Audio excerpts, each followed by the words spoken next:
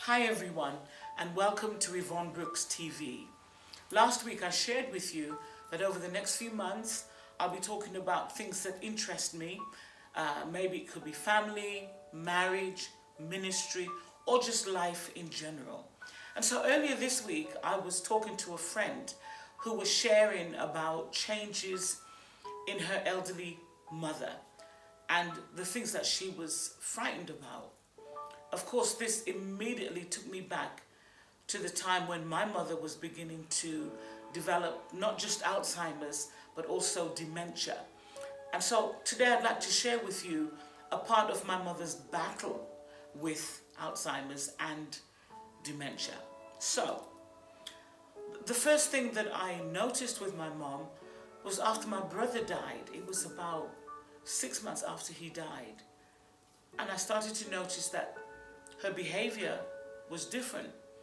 But of course, you know, as children, we can be quite impatient with our parents, regardless of their age or our age. And so I would just get irritable. Mom, why are you doing that?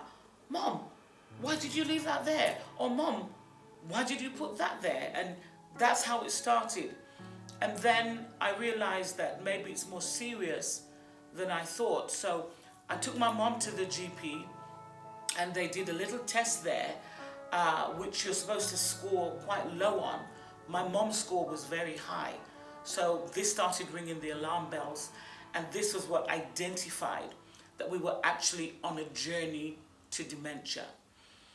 My mom would do really, really well for weeks, even months at a time.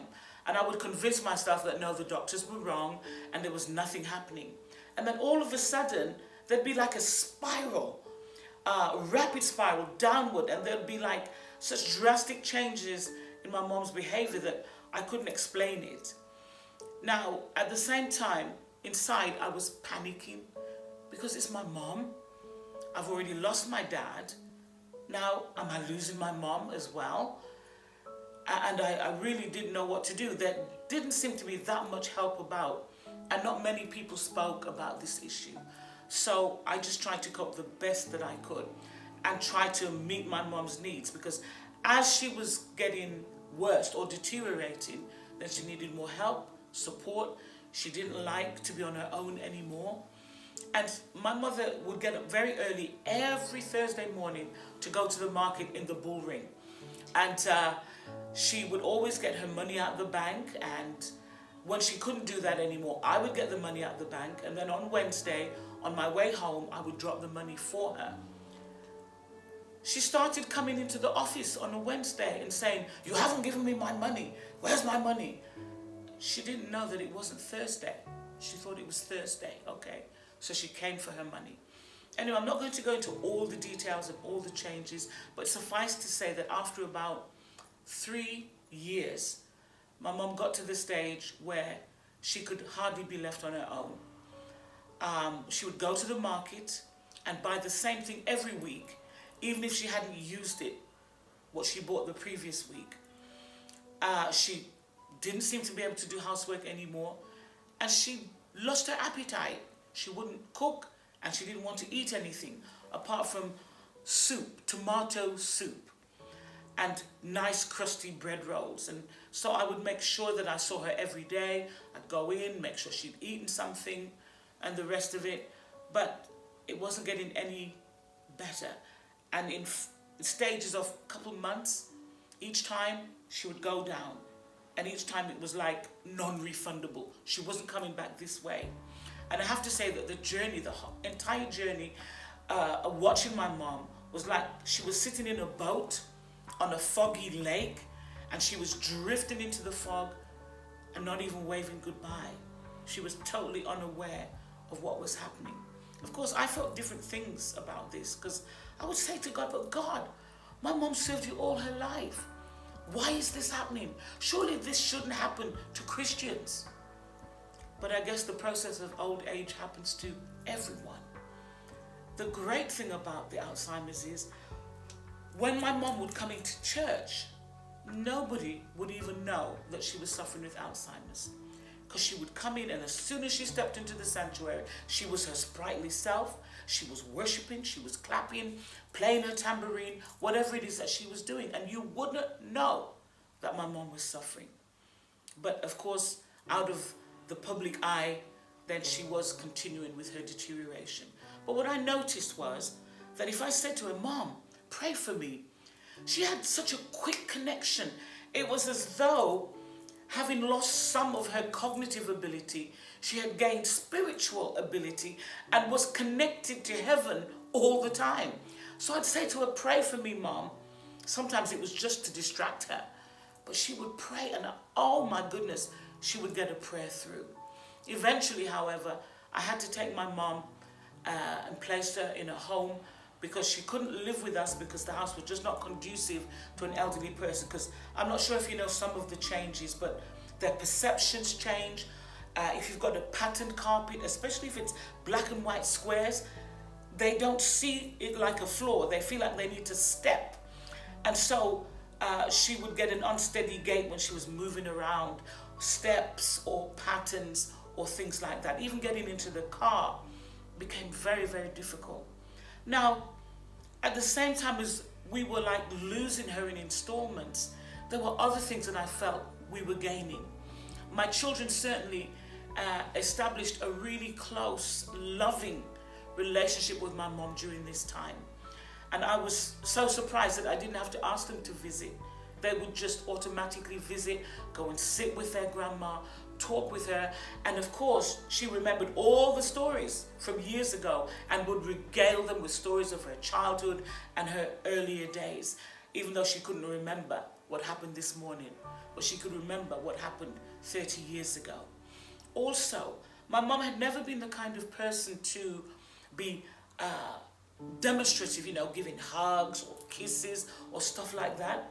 But as she went into the dementia and the Alzheimer's, she became so demonstrative. I couldn't visit my mom without sitting next to her or have her sitting on my knee, and we would be hugging and touching, or I would be combing her hair. She just wanted to be touched. And it was just such a loving time that even though I lost the mom that I'd known for years, I gained a new mom who was on a different level of loving and demonstration and understanding. And even some of the things that my mother would consciously avoid when she was well, now those things didn't matter anymore. For example, I grew up knowing that my mother did not eat chicken. So when she went into the home, I would tell the staff, "Please do not give my mother chicken because she doesn't eat chicken." And I remember saying that in front of her one day, and she said, "I do eat chicken." I was so shocked. But she actually developed a whole new personality. And even though it was a really sad time of losing my mom, I also felt that there was compensations for us as a family. She laughed, she would tell jokes, and I would often sit with her and we would sing hymns, either from the hymn book, or I would put a CD on and we would sing along. And she had such a wonderful time. So even though, again, the process was really sad for me because I knew it was not a return trip, but she left such a rich deposit with me over the 5 years that she suffered with Alzheimer's, that even today I have no regrets. My mother was 91 when she died, and I just believe that the Lord took her at the right time. He took her before she got to the stage where she had lost her dignity, or she would do things that was not conducive to how her personality would have been. So I just want to encourage anyone who's having to watch their parents deteriorate, even if nobody else knows who your mom is, and even if she doesn't recognize you anymore, which I'm so glad to say, even to the end, my mom knew who I was. I'm so grateful to God for that. But even if your mom doesn't recognize who you are, remember that you know who she is, and treat her with the respect and the dignity that you would if she was aware of everything as she used to be. Because the scripture says this, that all things work together for good. And sometimes I really have a hard time with that, reconciling everything. How can this be good? But I have to tell you that it's very hard for you to assess something until it's completed. But when the journey is over, that's the time then you make your assessment and you come to an understanding of what really happened. And so I just want to encourage anyone that's going through this type of a journey or adjustment, and even if you're not there yet and you're worried that it will come in the future, let me encourage you not to worry too much. Just do what you can. Be present. Be the son or be the daughter that your mom has brought you up to be, and look after your mother in a way that when they have passed, you have no regrets, because you did everything that it was possible to do. And I know that God will bless you and sustain you in whatever situation you find yourself, because he's a faithful, faithful God. Next week, I'll be back with another subject area.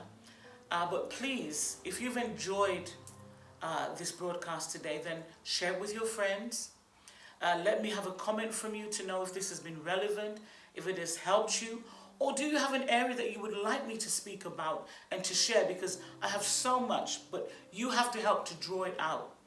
So please join me next time on my YouTube channel. This is Yvonne Brooks.